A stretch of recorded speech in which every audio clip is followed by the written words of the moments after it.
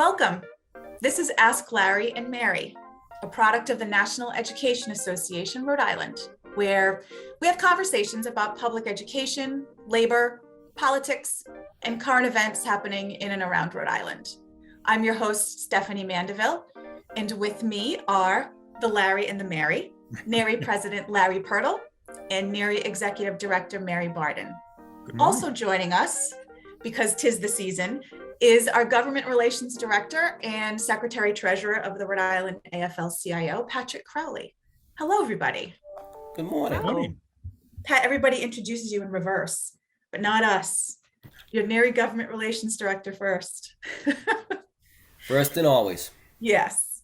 So let's address the obvious.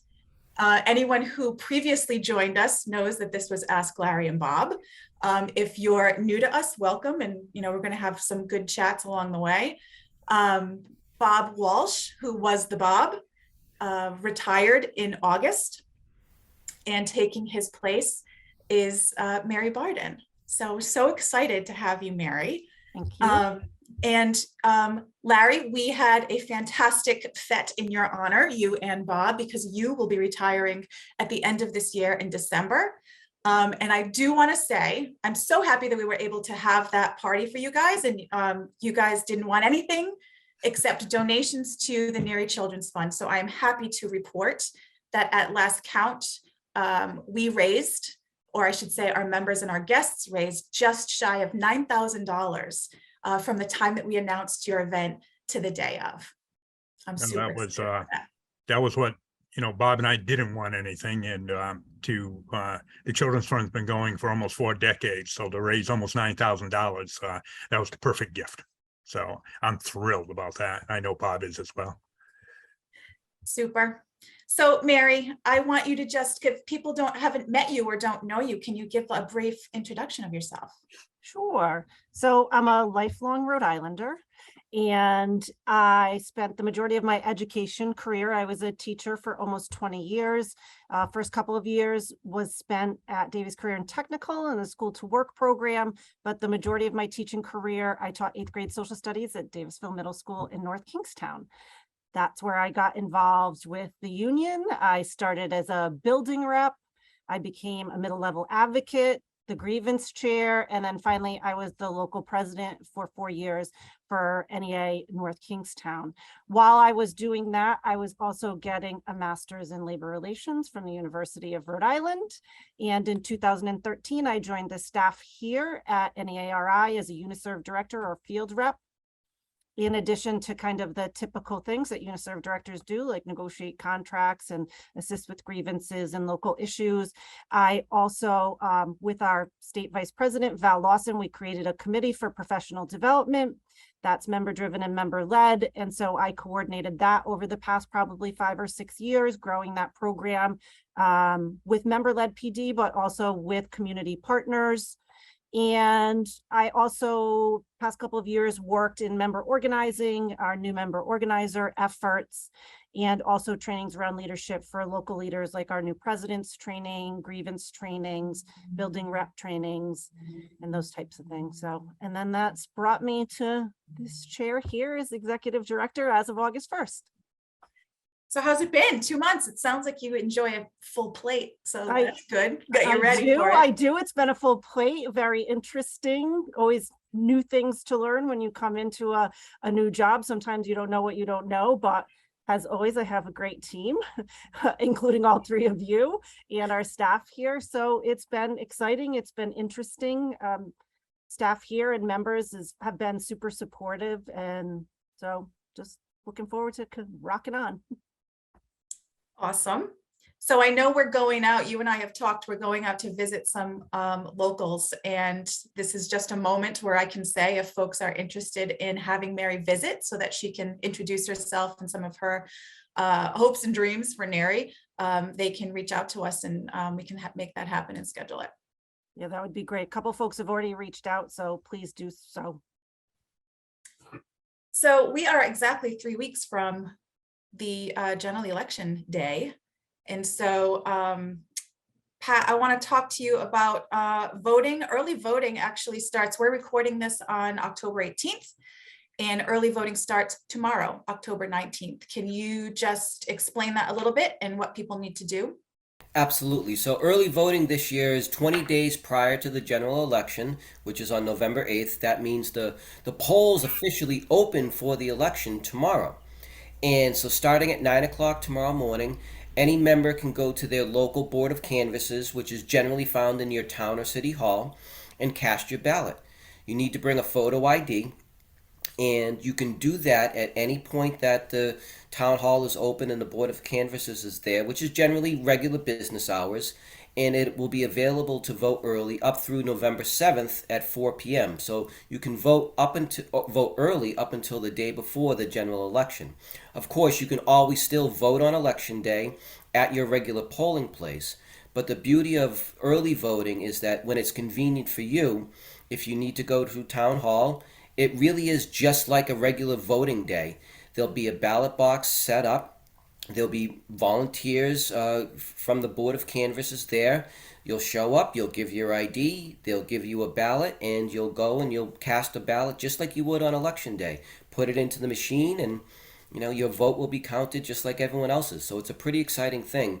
And what I'm most proud of is that NEARI was part of the process to make voting early permanent in the Let RI Vote package of bills that we got passed at the General Assembly last year.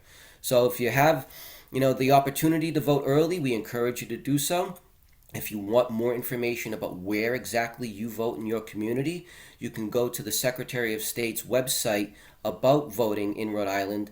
It's vote.sos.ri.gov. And it's a pretty informative site, and it'll give you all the answers that you need about voting in the general election this year. I would also encourage folks to go to our website, which is neari.org/2022 election. We have links to the voter center that Patrick just mentioned. In addition, there's a PDF document that the Secretary of State's office puts together, which is a voting handbook. Included in that is everything that Pat just mentioned and more that you can peruse at during your own time. And also on that website is our endorsements. Mary Rypace made endorsements throughout the primary season and for the general election. And Pat, if you can just give us a quick rundown of the top line endorsements, that would be great. Absolutely. So again, we made a number of different endorsements, and for our members that are looking for who they might want to learn to vote for their General Assembly, both the House of Representatives and the State Senate, like Stephanie said, please go to neari.org/2022 for all of our candidates that we've endorsed. But for statewide offices, we've been very active in both the primary and the general.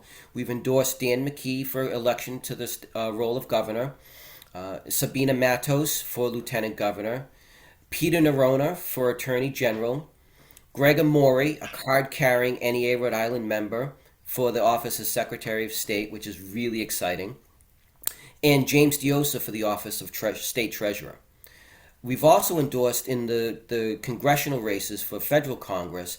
In Congressional District 1, David Cicilline for re-election. David's been a champion for public education and working people's issues in his entire time in Congress. And then in Congressional District number 2, we've endorsed Seth Magaziner, who is the current state treasurer of the state of Rhode Island, but also a champion for working people and especially for public school teachers, education support professionals across the entire state. So we're really excited about all of these candidates. We feel as if they represent our values the best. They represent working class issues the best. So we think that our members will, be in a very good position if we get out and vote for all of these candidates. Now, in addition to the candidates that are on the ballot, there's a number of ballot questions that our members have a chance to weigh in on. Ballot question number 1 is a $100 million bond for the University of Rhode Island, specifically for their Bay campus. A lot of research happens at the Bay campus as it relates to the blue economy. So offshore wind, making Narragansett Bay a hub of renewable energy activity. And URI, and especially our staff members that are part of the the University of Rhode Island Professional Staff Association, have been very active in that area. So that'll be a very successful bond going, for the future of Rhode Island. The second bond question is on $250 million for school construction. Back in 2018, we passed $250 million to get the reconstruction process kicked into gear. The average age of a school building in Rhode Island at that time was 66 years old. Many of the facilities where our members teach and our students learn were really dilapidated and needed repair. And as a result of that 2018 bond question, it generated over $1 billion worth of school construction activity. So this year, the second part of that effort will be on the ballot, and voters will have a chance to approve another $250 million in school construction. And thanks to Governor McKee and the leadership of the General Assembly, they actually included an extra $50 million in school construction projects. So a total of $300 million will be available to help continue the efforts that State Treasurer Magaziner started back in 2018. The third bond question is a green economy bond. It's worth $50 million. And within that $50 million, there's a number of very exciting proposals that, if it was to pass, will be spent upon. So, for example, there's $16 million for municipal resiliency projects. There's $5 million for a small business energy fund. There's $3 million for Narragansett Bay and another $3 million for forest restoration. There's, including in a couple of other smaller projects, one of the things I'm really excited about, there's $12 million to make the Roger Williams Zoo a lot more 21st century. So I know a lot of our members take field trips to the zoo. A lot of our members and the parents that we serve love to go to the zoo. It's a real gem of Rhode Island. So that will also be included on the ballot this year. So a lot of positive activity when it comes to the general election for our members. Thank you, Pat. Larry, can we talk a little bit about, I want to talk a little bit about the analysis of our endorsements and a little bit about the gubernatorial race. Can you speak to Dan McKee and why it was so important for us to support him? Well, over the past year, we've certainly worked closely with Governor McKee. And one of the first things he did when he became governor was he prioritized educators to get vaccinated. And at the time, we weren't a priority. And he realized that by doing that, not only could you keep schools open, but you also protected, obviously, our members, but you also protected students and their families. So he made that a top priority. And then going forward, he continued to work with us. And as Pat and Stephanie know, the three of us, I think, spent every day between Christmas and New Year's last year with him and others, including people from the AFT, but how to get schools reopened after the holidays. So he's worked very closely with us. And then the fact he's put more money in for education, he supports the bond issues. The fact that there was an unfunded liability in the pension system of $60 million going back to the banking crisis, and he funded that in his budget to help the pension system. In addition, we are going to be working with him around mental health and other issues that impact students. I know we're going to talk a little bit about that, but we are in a mental health crisis, not only in Rhode Island, but around the country. He gets it. He's going to meet with our members. NEA President Becky Pringle is coming in to spend a day with him to talk about that and education as a result of a meeting that Mary and I had with Becky and the governor a few months ago. So for all those reasons and for his continued support and commitment to work with us, I think it's very important that we get him elected because if you look at his Republican opponent, holds a Republican line, and that's not good for us, and it's certainly not good for students. Speaking of holding the Republican line, looking at the CD2 race with our supported candidate, Seth Magaziner, the last couple of polls that we have seen, he's down a few. Why, Pat, if you can speak to this, why is it so important for us to turn out the vote for Seth Magaziner in CD2?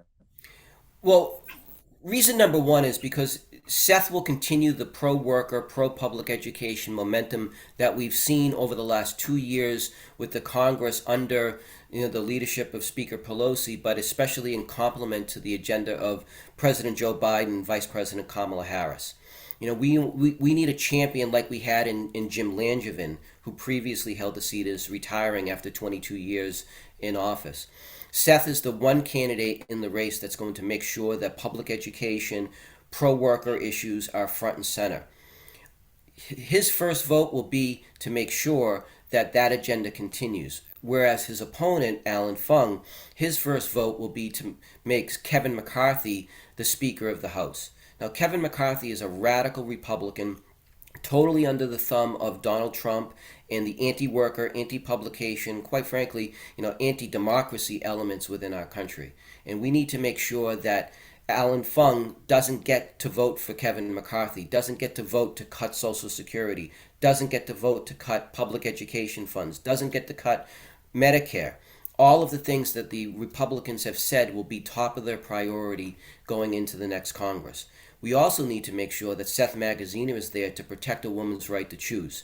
After we saw what the Republicans were able to do by stacking the Supreme Court with anti-choice, anti-union, anti-environment, anti-everything justices, we need to make sure that we continue the forward progress in this country and not let that element within our political establishment take us back to years that are long gone.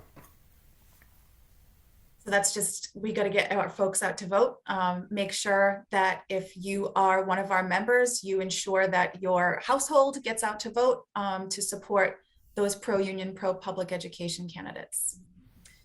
Looking forward, and this is for anybody, but looking forward, we have started to talk a little bit about our legislative agenda. So General Assembly work that we'll be doing. Can you give us a little bit of a preview of some of the things that we've been talking about internally that we're seeing and hearing from our members that is important to us? Sure. Well, I'll kick it off, and then Mary and Larry may jump in at any point. But like Larry said, one of the things that is really important to our members is the mental health crisis in public education these days.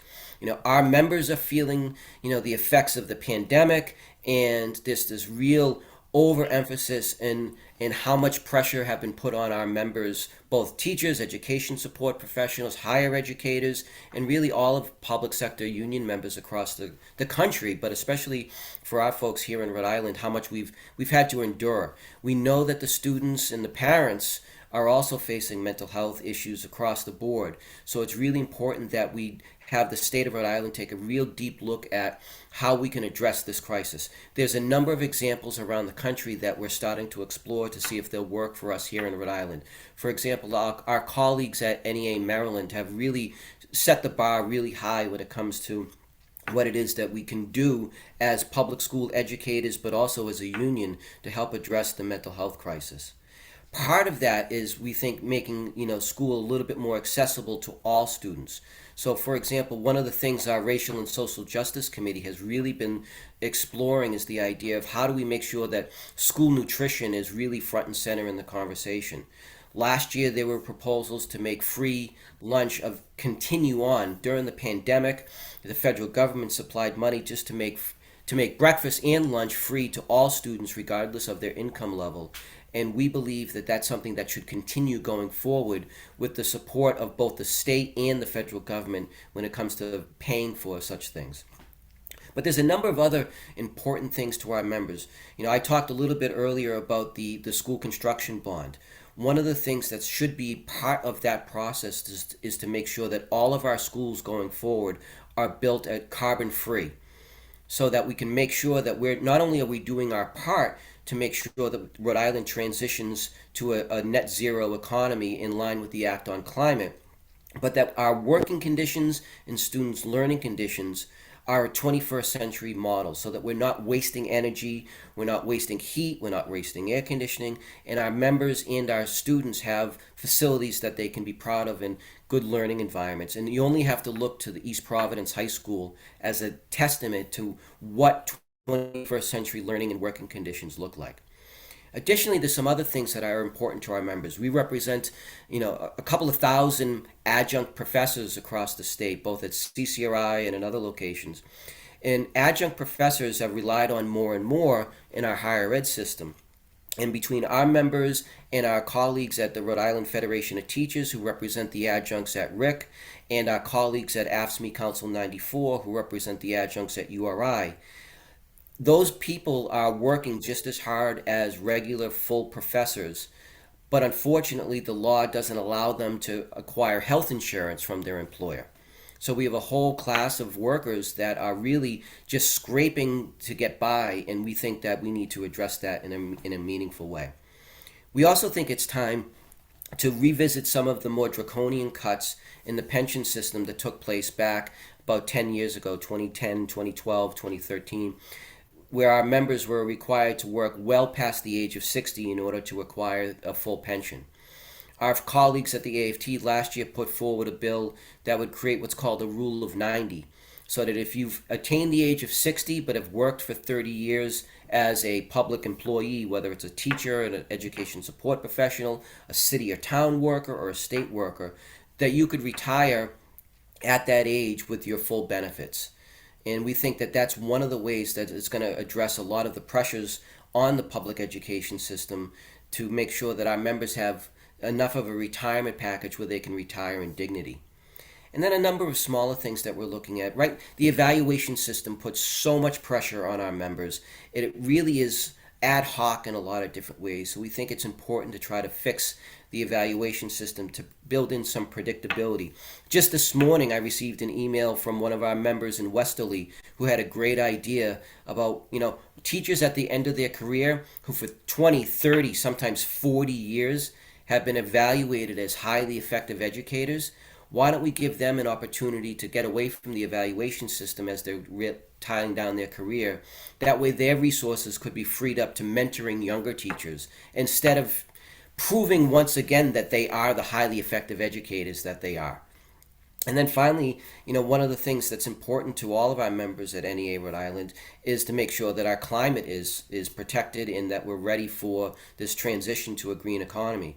And one of the bills that our own NEARI Vice President Val Lawson introduced last year was a bill called the Climate Literacy Act.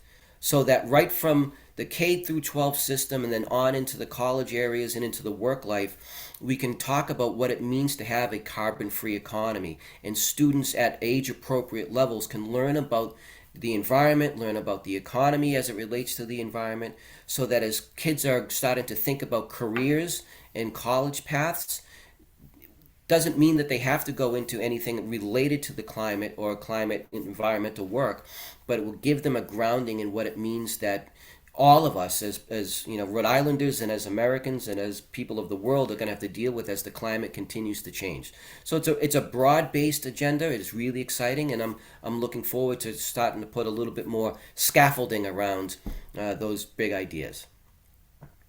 Mary, you're the out of the two people on this panel who have taught, you were the last one to be in the classroom. Can you speak? I mean, we've said the phrase mental health, I'm not sure how many times already.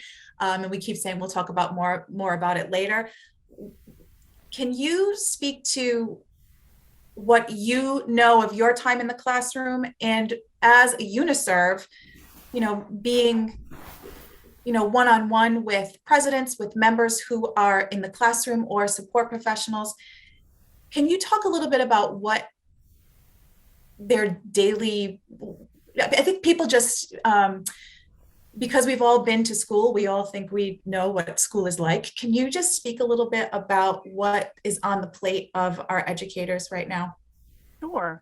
So, the profession has changed radically, both for teachers and I would say support professionals. That includes teacher assistants, our clerical support staff, even our custodial staff, our IT staff. So that the job has changed so much from when I started 25 years ago.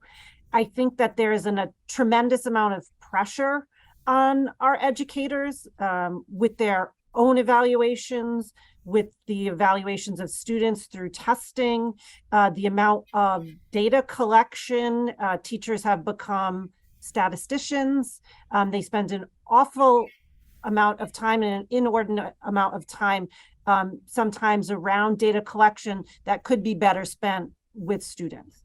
I think that there's tremendous amount of pressure on our educators in terms from the outside, from what's being taught in the classroom, from criticism of teachers and parents to what's being taught in the classroom. I'll also say that, my cell phone's right behind me. I'm on this computer.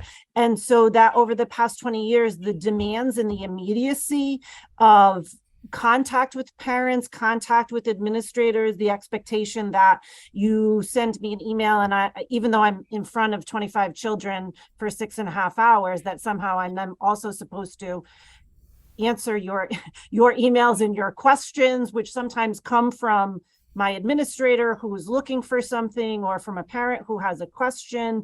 And I also still need to eat my lunch and go to the bathroom in that 6.5 hours of time. And so I think that, and then all of that therefore means that our educators are spending lots more time after the 6.5, 7-hour workday, as well. And so I think that when we talk about educator wellness, some of that is that, and we've heard this from our folks that, I don't have time to spend with my own family. Teachers, we all signed up to care for children and to educate children, but most of our educators are putting themselves and their families on the back burner in order to care for everyone else. And I think that's come to a head in, the pandemic, of course, is its own set of trauma. And so that's, this problem existed before the pandemic, but now we have the pandemic on top of all that. And so I do think, to Pat's point about some of the things we're looking at, really the entire package of what we're looking at, the legislative agenda, from school nutrition to teacher evaluation to healthcare for adjunct faculty, really is to address, what I would call educator and worker wellness and school and workplace culture. I think, we talked last night at the Delegate Assembly to folks about, we really need to shift the culture where we're supportive of each other, and that administrators and parents, like a community of support for our educators. A balance. Sounds like a balance, a shift in balance and a shift in culture. Yes. You mentioned the Delegate Assembly. So last night, Larry, you presided over your last Delegate Assembly, and you adjourned to a standing ovation by, more than 100 delegates who were there. Can you talk about that if you want, and kind of share out some of the things that were discussed with the delegates and the executive committee? Well, first, it's been an honor and a privilege, as I said last night, and whatever we were able to do, or I was able to do, we did it with the people on here and our staff and all the people that I've worked with over the past 45 years, and the people in that room and our 12,000 members. So the fight's not over, and I'm going to retire, but I'm going to, stay involved a little bit and keep the fight going, especially around mental health. But the delegate said last night, we talked about a lot of the issues that Pat and Mary have discussed. We are in a mental health crisis, and we need to do more for our members. A lot of it's been focused on students, and rightfully so. But again, our members are overwhelmed. We need to take things off their plate. There's no reason for evaluations for teachers who are highly rated to be evaluated every couple of years, whatever. Their time is much better spent teaching children. And if you want to talk about, okay, there was some loss during COVID, well, what better way to address that than to give teachers and educators the time they need to address that and to teach children and work with them directly. The other thing too is, I think we need to listen to teachers and administrators more. We need to listen to students more.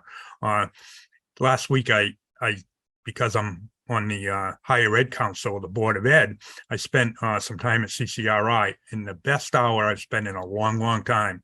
I met with 25 students there, and they really opened up about their struggles. And I think that's a real, whether it's food insecurity, we know like 45% of students at CCRI have food insecurity, transportation insecurity, coming from poverty, and all those struggles, there they are. Adults coming back with families and so forth. But we need to listen to the people.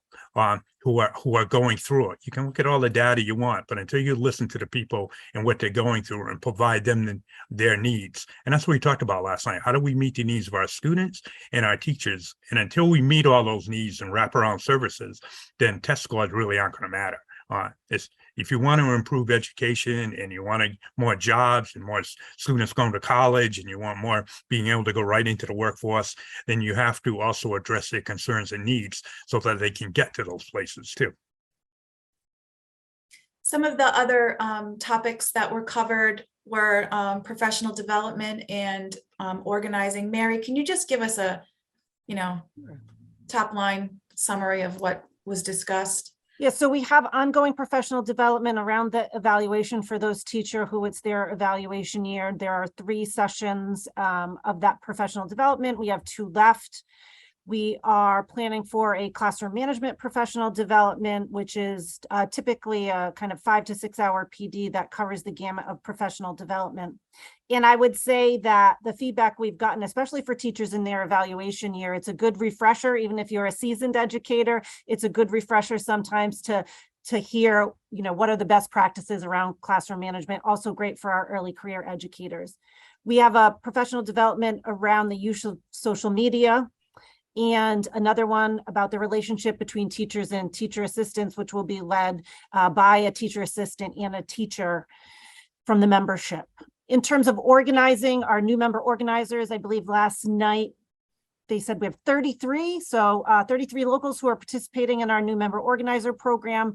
They are our first point of contact for our new members to hear about who we are at NEA Rhode Island, who their local union is, who NEA is, and what we can do to assist and help them. And they're a point of contact for their new members if they have questions about the union or questions about things that are happening in their local. And that's off to a great successful start in the beginning of the school year. In addition, we recently had an organizing blitz with our folks at URI Graduate Assistants Union and the CCRI adjunct faculty. Thank you to some of our colleagues at NEA National who came down and assisted Sarah Markey, our UNISERV director, in contacting potential members in those 2 locals. And I think the total was over 140 one-on-one conversations with potential members. And we had quite a number of new members sign up. So it's been a great success and a great start to the beginning of the year. Thank you. So I think this has been a great success and a great start to a new thing here. So let's do this. We're going to close this episode. And then why don't we stick around and do a little bit of bonus chat about a report that was issued late last week or earlier this week. And we'll discuss that and people can listen to that as a bonus episode. So thank you all 3 of you for offering your input to this conversation. And I'm looking forward to keeping it going. Thank you, Stephanie. Thanks for my first Ask Larry and Mary. Yay.